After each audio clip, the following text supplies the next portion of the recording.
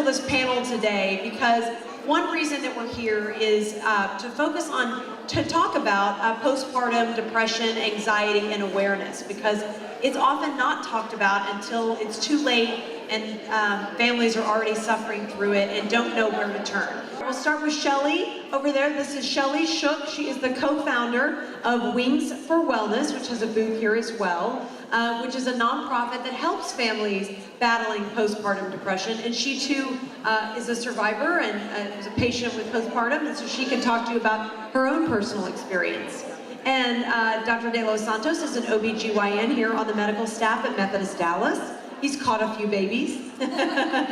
and Kim Kurtzberg is a perinatal psychotherapist. So we're going to make this session positive and educational and informative, because I think too often postpartum depression is something people don't want to talk about because they think it's too negative or too sad.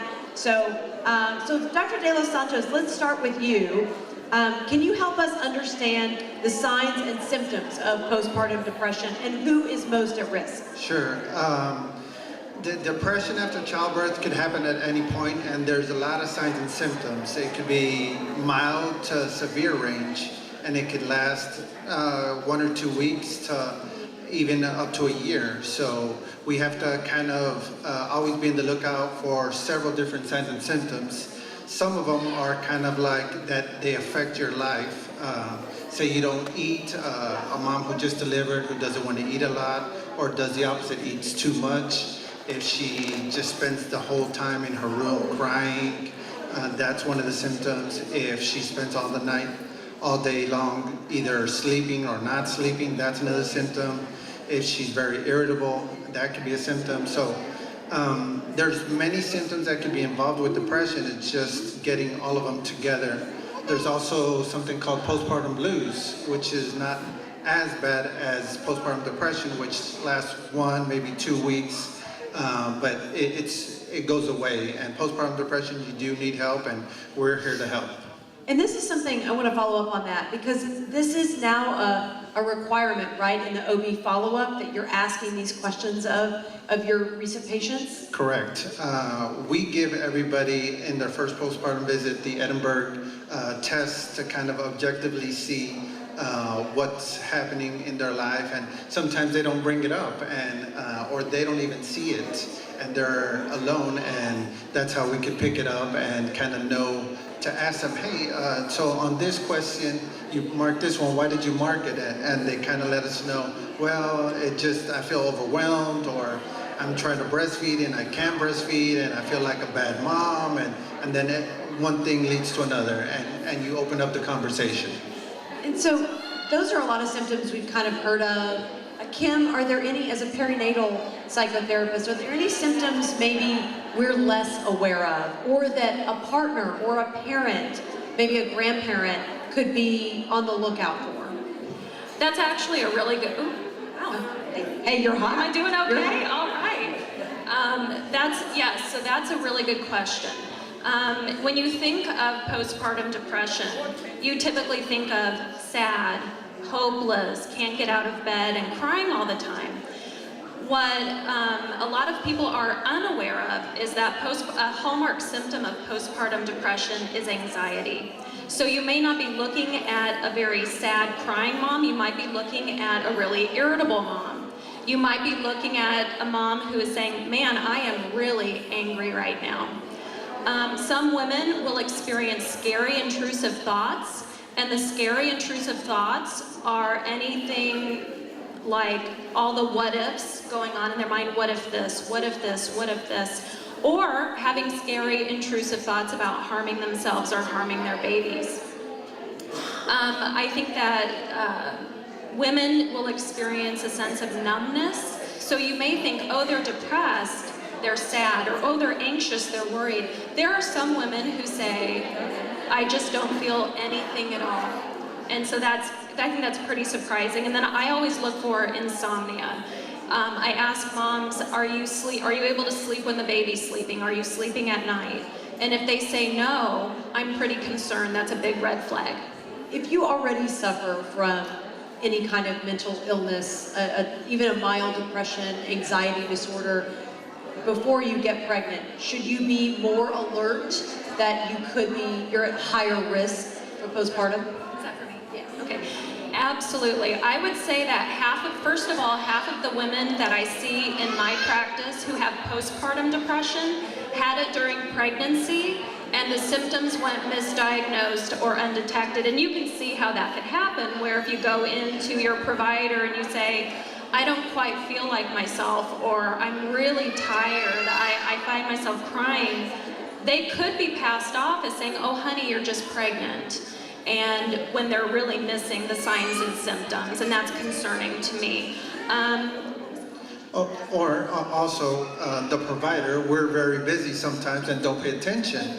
And it's very important that, you tell other people or tell your provider more than once, because we want to help. We definitely want to see everybody get better. To talk about how you're mentally feeling, not just physically. I think Correct. So often when you're pregnant, we're just talking about the physical. I'm gaining weight, I'm having trouble urinating, or I'm having all these weird pains and muscles I didn't know I had. And you're not thinking above your shoulders, and so often it's not often asked about. I just wanted to speak really quick to who is at risk. I think that was what your question was. Typically, it's generally accepted that about 1 in 7 women will have postpartum depression. I like to say 1 in 5 women will have something happen to them. And they say that it can happen to any race, any religion, any woman. However, with that being said, I will say that there are some factors that can push you up to the front of that line. Do you have a mental health history already? If you have any sort of depression or anxiety, you are way more likely to have a postpartum issue. Did your baby go to the NICU? Do you not have a lot of supports at home? Things like that, and those are the women who are probably more at risk. So Shelley, let's switch to you, because you've lived this. Yes, ma'am. Tell us about your experience when you knew that something was happening and that you needed to seek help. Right.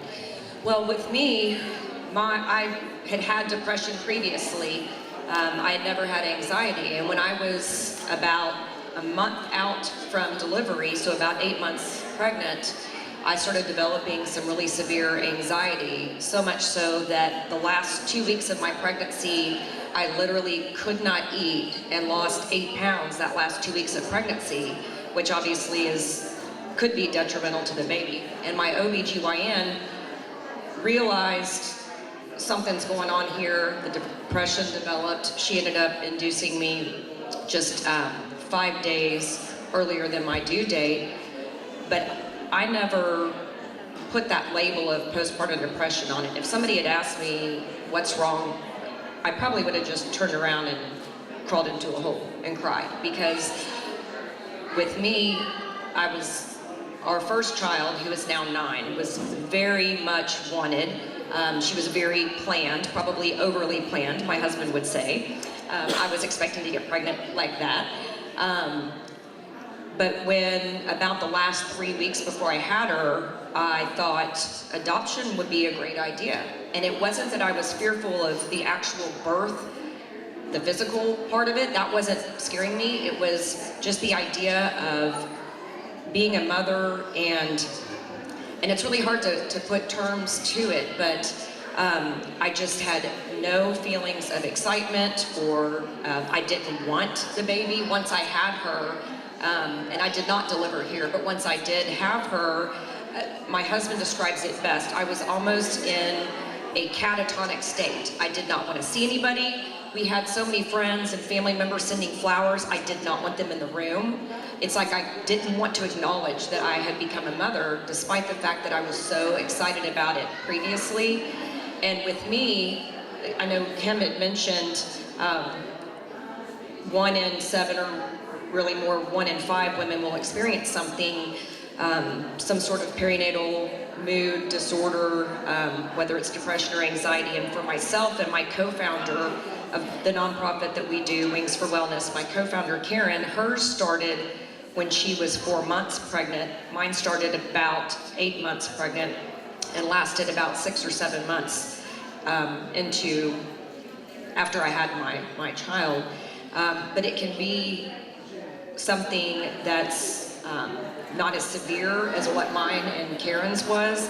I didn't want to leave the house. I didn't want to talk to anybody. I couldn't eat. I couldn't sleep. So even though I had all those trademark symptoms, I wasn't going to do anything about it. Basically, my sister got a hold of my OB, got the name of a fantastic psychiatrist, and forced me to go. Other than that, I was not leaving my house, and we had a family friend come and stay to basically take care of Shelby, my baby, and myself, because I wasn't doing it. What is it, I guess, Dr. De Los Santos, maybe you could speak to this the best, like, metabolically, what is it that changes? What causes this in our minds, in our bodies? I mean, there's already, if you've been pregnant, you know hormones are like raging every which way. What is it that kind of is a trigger? So you kind of said it also. I mean, it's when you deliver the childbirth, the hormone level decreases, and every week and even every day, it's a different hormone level. And you have a lot of external factors. The weight, did you gain a lot? Did you not gain a lot? Does everybody gonna want to see my baby? Is my baby beautiful? Can I breastfeed? Everybody's breastfeeding. I can't breastfeed. I didn't have a vaginal delivery. I had to do a C-section. So there's many factors. My mom's far away. She couldn't come for the delivery. You get all those factors, and those are kind of like trigger factors that you try to hear from the patients, and that's when you try to help and tell them what's important and what's you could avoid, and don't worry about stuff that you can't change. So it really is a combination of the internal and external factors. Correct. And so what about family members? Shelley, in your case, you had someone that said, I know what this is, I'm gonna get you help. What is it, what can loved ones, spouse, partner, parent, how can they intervene to help when they may not even know what to do? Right, and really nobody in my family had experienced somebody with postpartum depression, and I don't know that they actually were putting that term on it. They just knew, hey, something's wrong. She's crying all the time, she's not wanting to hold the baby, she's not wanting to interact with the baby, and I had, obviously all my family knew what kind of person I was, and I was just a shell of myself. I was not outgoing at that time, I just didn't want to do anything, and so there's a lot of help now for postpartum depression and anxiety. For me, it took getting in with a psychiatrist and finally finding medications that would even out the chemical imbalance and the hormonal imbalance going on inside my brain and my body, as well as seeing a therapist. That was critical for me. And you know, since there are varying levels of postpartum depression, Wings for Wellness, we host a free mom-to-mom support group twice a month. And Karen and I see women coming into our support group every time, whether they're kind of being forced to go because their sister or their friend or their mother says, you have got to do something, you have got to leave the house and you need to be around other people who are experiencing this. Or women who say, I think I have postpartum depression and I need to talk to somebody. So really, for family members or friends, just being on the lookout of those signs that Dr. De Los Santos and Kim both spoke to, because like me, I knew something was wrong, but I wasn't rationalizing anything in my brain at that time. So just really kind of being on the lookout of those things. And I would say the number one thing from a survivor standpoint is to be supportive, and even though as a sister or a doctor or a husband of a woman going through this, even though you may not understand it and know what's going on, because truly somebody who has never experienced depression or anxiety cannot know how a person truly feels that's in that place at that time.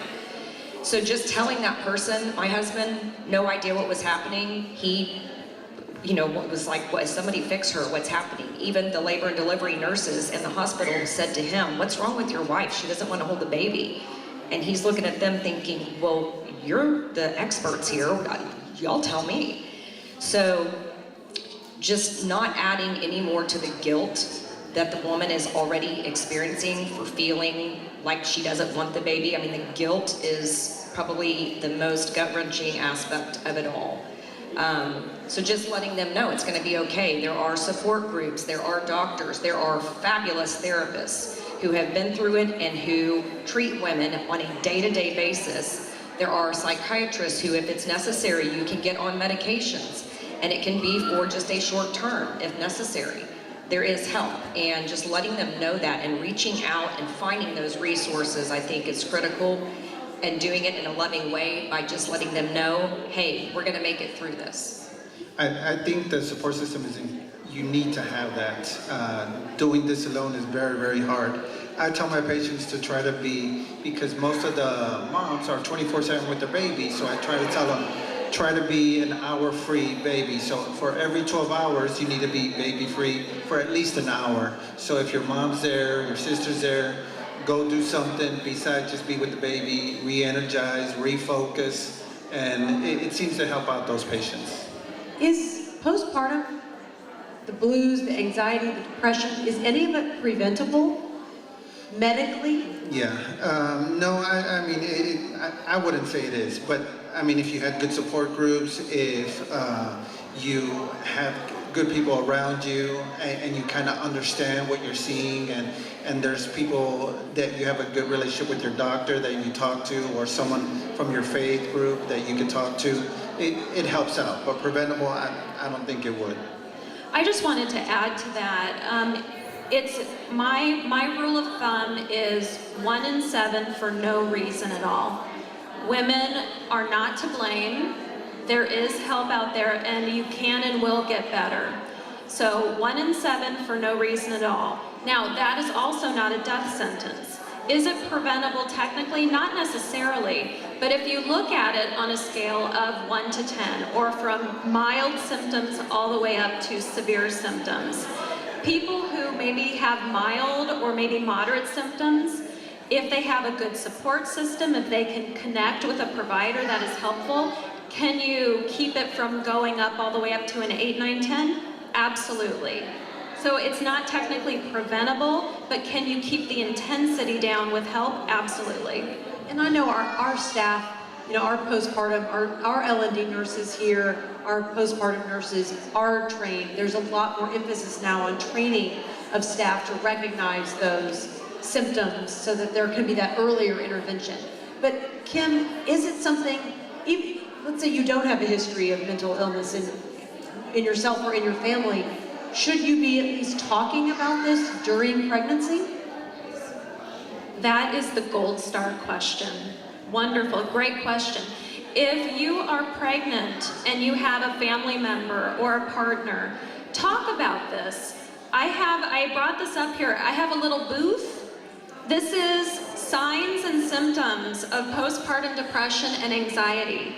And what I tell people is, take this, go over it by yourself and with a family member or partner, and then fold it up and stick it in a sock drawer.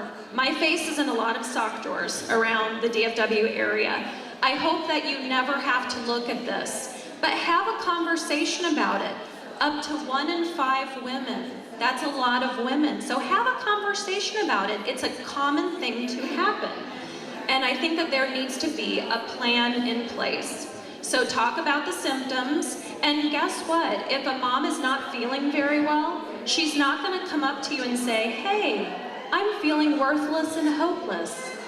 A mom might come up to you and say, I'm not feeling quite like myself. And that would be your red flag. I'm not feeling like myself. And one of the worst things you can say to a woman is, you're strong enough. You can handle this. Pray this away. Or just pray. Or you wanted this baby. What's wrong with you? Yeah. You wanted this baby. Or you're fine. Yeah. It's okay. You're fine, you're fine. It's pregnancy, all weird things happen. It's just a phase. But what I tell my partners and what I tell my moms is that if you are coming to the table and you are saying, I do not feel like myself, you have been strong enough, because it's the last thing on the face of the earth that a woman would want to admit to. So when you hear a sister, your wife, or partner saying, I don't feel like myself, the best thing that you can say is, I believe you, I'm concerned too, I don't necessarily know how to help you, but we're gonna figure this thing out. And that's the best thing you can say. You can say, you're not alone, I'm in this too. Yeah, and you don't have to wait for them to come to you. You could ask a pregnant lady. You could ask someone who just delivered, how are you doing? What's different? How could I help you? Let me take the baby away for a little bit for you. Stuff like that really does help. And where is your booth, Kim? You're right. And then down over here. Next to the cupcake lady. Oh, we all know where the cupcake lady. Okay. Let's talk about postpartum depression and then go get a cupcake. Yes. That's a very brief respite. Yes. Sugar high. Another thing I wanted to just bring up real quickly is that we spend so much time talking about labor and delivery, right? We spend so much time at the birth classes. We spend so much time talking about, you know, who's going to be in the room and do I need a doula or a midwife? And there is not a lot of postpartum planning. And what you can do is contact somebody that specializes in perinatal mental health and say, hey, I'd like to make a plan. I would like to, if these symptoms come up, I would like to have almost like a phone tree, get phone numbers of a therapist, get phone numbers of a psychiatrist, get phone numbers of a lactation consultant, get the phone number of La Leche League, all of those people. Get phone numbers. Shelley has a free support group, a free mom-to-mom support group for pregnant and postpartum women. Just have your plan together. Put energy into mental health postpartum planning. Wonderful. Well, does anyone have any questions that you'd like to ask? Yes, ma'am.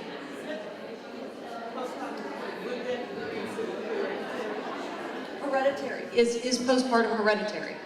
I mean, it does tend to happen if the mom had it. We all go through how we grow up, and it's also genetic. So yeah, it could be you're more at a tendency, but it doesn't have to happen. The effect on the baby, well, it just depends how depressed you could be. Some people don't eat, so if you don't eat, you can't breastfeed your baby. If you're not mentally well, then you can't provide for anything. You have to be well to help other people. If you're not well, then the next person's not going to be well. I wanted to add to that. That's a really, really good question. The question was the effects on children. If you are pregnant and you are experiencing anxiety or depression, absolutely, those hormones, the stress hormones, will cross the placental barrier, and that can affect your child. If you are postpartum, absolutely depression and anxiety can affect your kiddo. If you have a woman who's really, really depressed, she may not be smiling a lot, she may not be doing tummy time, she may not be doing the things that you would typically do. And so sometimes children in the postpartum period can show developmental delays. They can show some behavioral problems later on. So it is really, really important. I know that women may not find help for themselves because they may not feel worth it, but I do know that mothers will get help if their children will be impacted. And that's why I see a lot of moms getting help. And can I just follow up briefly with that on a positive note with that, even though yes, all those things are true. With mine was very severe postpartum depression and anxiety to where for about a solid 2 months I was suicidal and I did not want to interact with my baby or anything, but I will tell you, I have a second now, so the one that I experienced the severe postpartum with is now 9, and we're like this, and we have been. I just didn't feel it. She was feeling it, but I wasn't at the time. So that's not to say that if you have postpartum depression or did, or you know, that you are not going to have a bond with your child, because I'm here to say you can and you will. It may be delayed, but not every child is going to end up with, I mean, they're obviously talking about the possibilities of what can happen. Of course, anything can happen, but I just don't want people to walk out of this room thinking, oh my gosh, if I'm one of those 1 in 5 or 1 in 7 women, I'm doomed because my kid's gonna be, you know, dropping out of high school or something like that. Not the case, necessarily. If you had it with your first, do you have it with your second? Well, and he can speak medically too. I can tell you that my second is now 6, and I did not have any depression or anxiety throughout my pregnancy, and I was able to breastfeed with her, whereas with my second, I was so, like I said, almost catatonic that I was not functioning, and I did not nurse with her.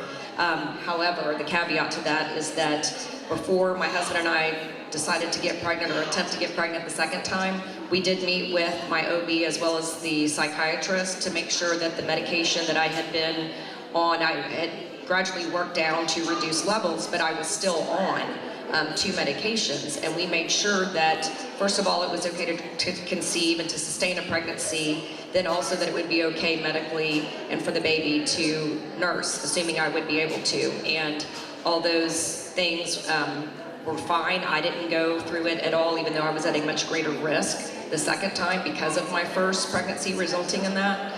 And being on the medication through the pregnancy and postpartum while nursing, she is great too. No issues with her. We have a lot of moms in our support group that worry about that, and if there are certain medications that you cannot and should not be on if you are pregnant or nursing, but there are so many now that are acceptable, and I'm one that can say, yeah, my 6-year-old is no problems with her whatsoever. And that's a great success story, and that's what we want.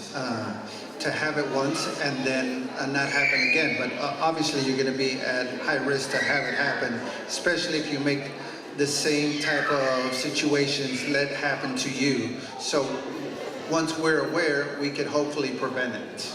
And just to piggyback on that, that's a really, really great question.